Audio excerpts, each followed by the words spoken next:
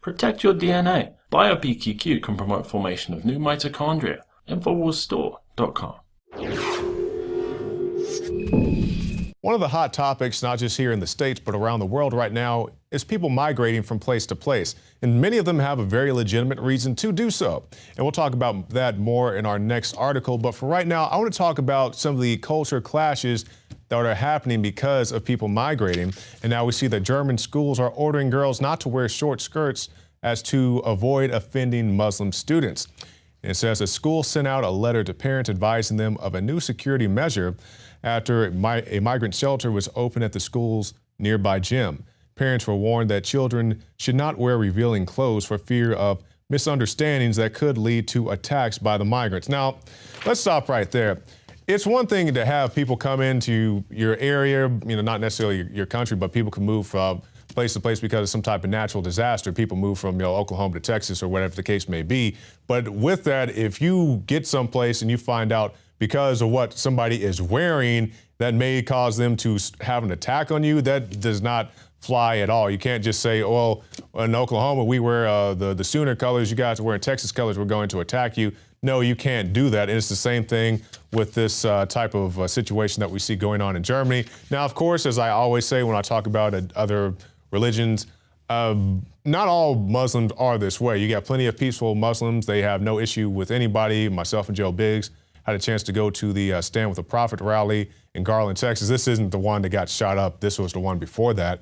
And we met nice Muslim people out there. They were peaceful people. The first thing they said to us on our cameras was, well, we condemn the actions of Charlie Hebdo. We condemn the actions of Boko Haram, all these other groups who are out there doing these horrific things. So not all Muslims are like that. So now as we continue on with our article, children are also told that derogatory and racial remarks will not be tolerated. And yes, I can understand that. You shouldn't have people throwing racial insults at you because of your race, your religion, or anything else. But it reminds me, when we're talking about these measures and what they're banning and what they're not allowing people to say or do, as far as things that don't offend people or shouldn't offend people, just the way somebody is dressed, it reminds me of what's going on right here in the United States of America, because we've seen in places like California, they're telling the kids not to wear American flag t-shirts in the United States of America. Well, it may offend somebody from another country. Well, it's like, well, this is the United States of America where we have an American flag flying high. Why can I not wear this American flag t-shirt? But that's kind of the state of affairs that we're in right now.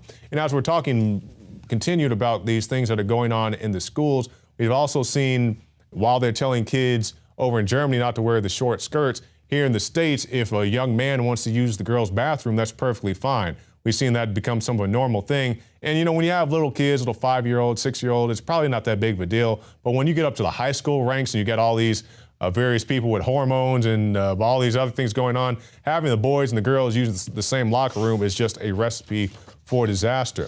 Now, but let's go back to the migrant issue, people coming over the borders.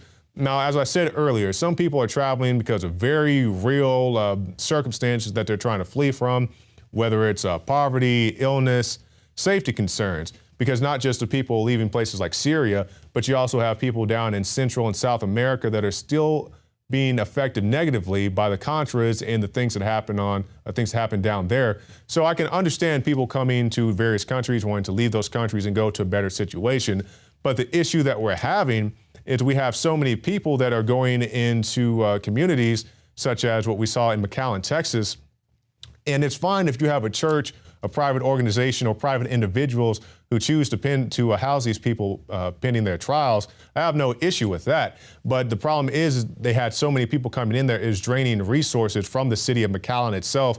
And then they said, well, yeah, we pretty much tapped out on our emergency management fund, which is to say if they had a flood or tornado, some type of other natural disaster, they wouldn't really have had any money to take care of that. Also, it was in the local news down in that area that if some type of disaster did occur, flood or whatever, they would evacuate the people who came over the border first. And I was like, well, I have no issue with you getting them out because, of course, you don't want to leave anybody behind. But who's going to go get the people from the homeless shelter? That wasn't a priority for them. Or what about people in temporary housing such as trailer parks who may also be low income and dependent on public transportation? Who's going to get them? Like, well, we'll just leave them to their own devices. So with that said, Trump has come out and said that we have to bring migrants into our country because they're fleeing situations like what's going on in Syria. Now, do you object to migrants who are getting out of the Middle East and North Africa? Do you object to them coming to the USA? I hate the concept of it, but on a humanitarian basis with what's happening, you have to. You know, this was started by President Obama when he didn't go in and do the job when he should have, when he drew the line in the sand, which turned out to be a very artificial line. But, you know, it's living in hell in Syria. There's no question about it. They're living in hell.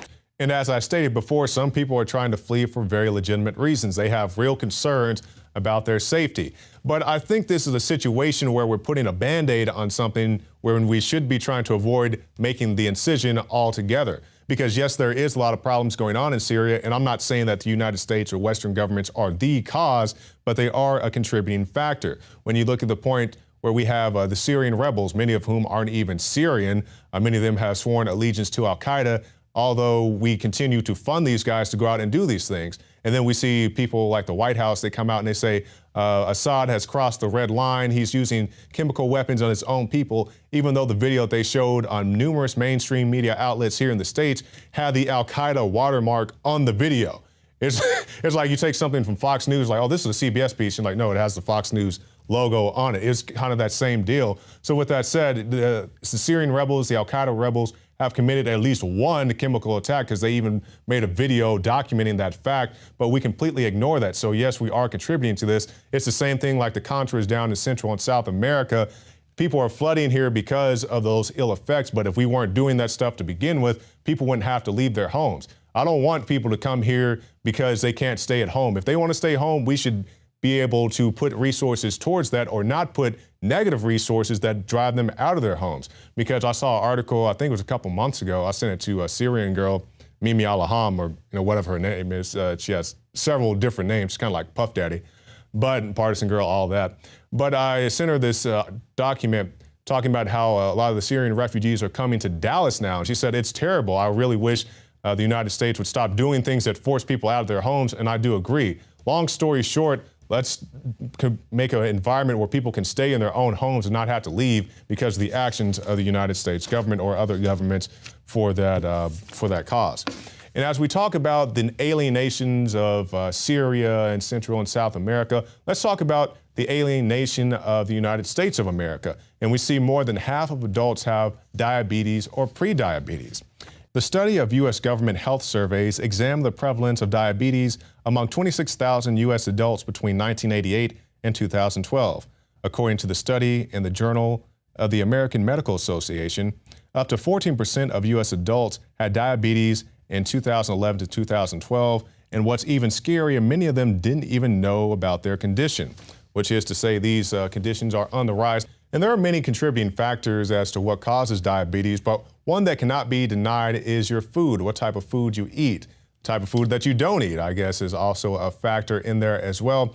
And to this, we have Vani Hari, the food babe. She's been on our show several times, documenting a good number of different things. She's gone up against Monsanto, Chick-fil-A, Subway, many other places as well. But now she's putting her focus back on Monsanto with the article, The Shocking Email from Monsanto and Why I Submitted a FOIA Request.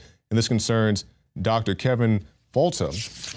And she says, newly discovered emails revealed that Folta received a $25,000 unrestricted grant from Monsanto. And he even wrote to a Monsanto executive, I'm glad to sign on to whatever you like or write whatever you like. And I promise a solid return on the investment. Now, the reason this is interesting is because Folta was writing some very nasty hit pieces about Vani Hari. And he's, attacking her for this or for that, as many people have. And this is a very interesting document that she was able to get her hands on because it shows that this guy is pretty much bought and paid for by Monsanto. And he even said, let's look at this quote once again. I'm glad to sign on to whatever you like or write whatever you like. And I promise a solid return on your investment.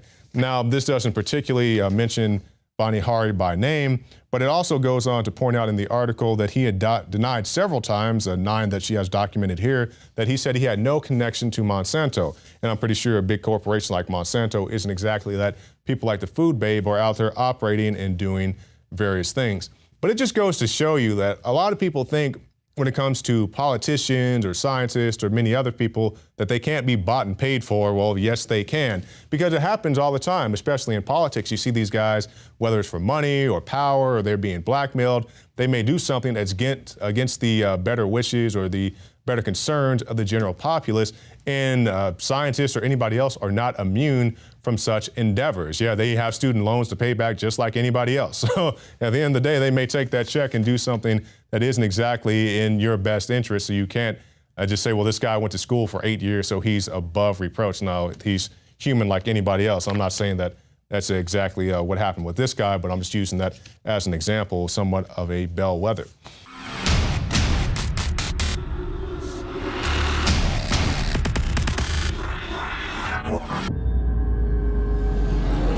A clean, toxic-free body is the foundation of true health. Introducing Deep Cleanse by InfoWarsLife.com, a scientifically formulated blend of nanocolloidal zeolites and organic ingredients that aid the body in cleansing chemicals and toxic metals. Using our proprietary multi-step extraction technology, Deep Cleanse is our most affordable all-in-one cleanser. With concentrated organic compounds like cilantro, milk thistle, fulvic acid, orange peel, zeolites, and others, Deep Cleanse doesn't hold back. Instead of buying 5, 6, or even 7 different cleansing products, we use decades-old scientific research to put together the Rolls-Royce of all-in-one cleansing. Look, there's a reason Deep Cleanse is the only product on the market that uses our proprietary Spigyrex herbal processing technique. We use only the highest quality organic herbs backed by serious research, and we still bring it to you at the best price out there. If you wish to find Deep Cleanse and experience the all-in-one cleansing, visit InfoWarsLife.com. That's InfoWarsLife.com or call 888-253-3139.